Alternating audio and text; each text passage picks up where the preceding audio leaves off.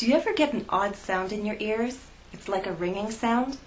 Some people believe that if your ears ring, someone is talking about you. Do you believe it? It's just a superstition. But we're going to use this example to review what we learned in our first lesson on conditionals. Now, conditionals are if statements. We had noted, though, that not all conditionals are made with if, but it's the most common way to make our conditionals. These if statements have two parts. There's a condition and a result.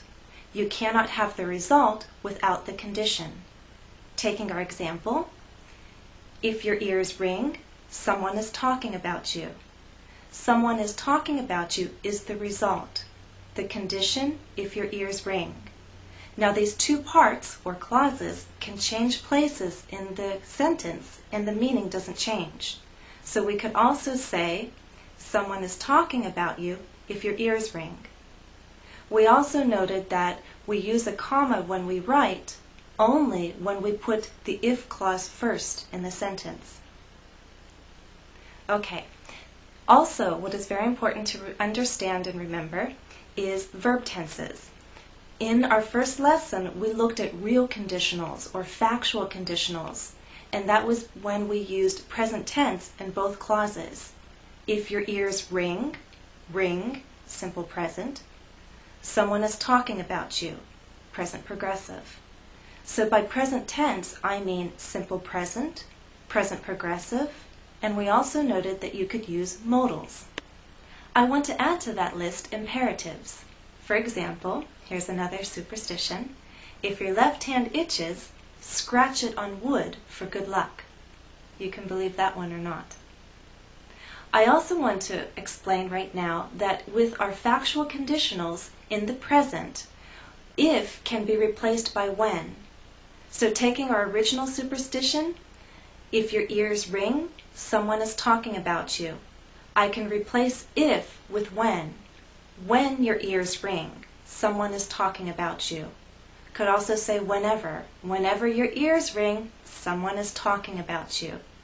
So substituting if with when or whenever is possible only with these factual conditionals. And by factual, again, I had reviewed in lesson 1 that we mean general truths, facts, common events, and habits.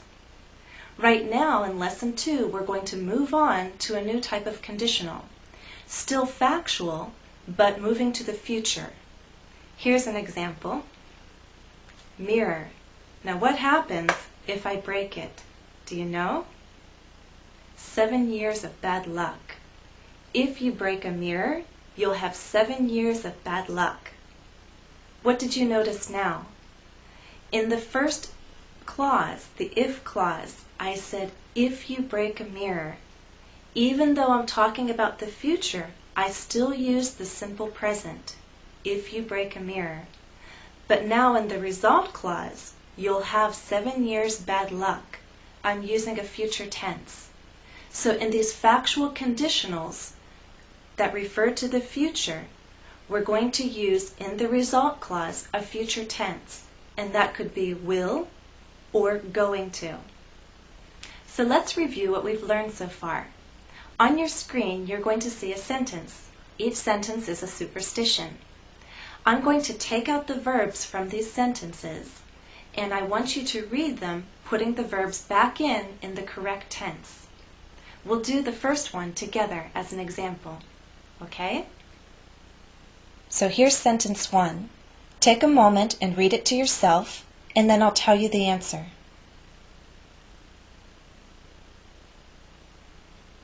Answer: you'll have 7 years of bad luck if you break a mirror. Okay, so remember, as we make these factual conditionals in the future, we use simple present in the if clause and a future tense, will or going to, in the result clause. So now I want you to try number 2 on your own. Read the sentence, and then you'll hear the answer. If you walk under a ladder, you'll have bad luck. 3.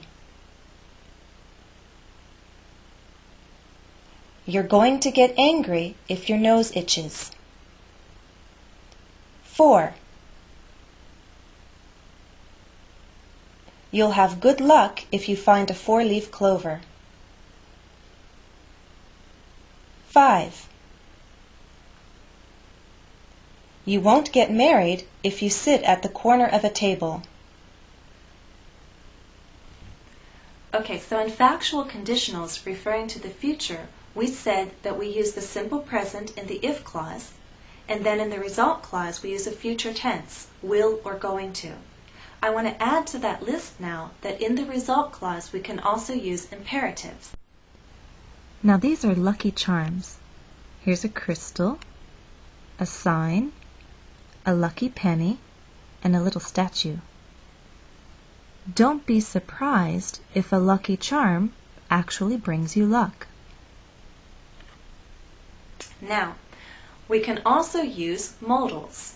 So in the result clause now we've talked about will, going to, imperatives, and now I'm telling you you can also use a modal. Example, here's a rabbit, here's the rabbit's foot. Do you know anything about rabbit's feet? You can increase your luck if you carry a rabbit's foot. You can increase your luck if you carry a rabbit's foot. So let's summarize. We've been dealing with factual conditionals in the future. The result is certain or likely to happen in the future. Keep the condition in the simple present. The result clause can have will, going to, the imperative, or a modal.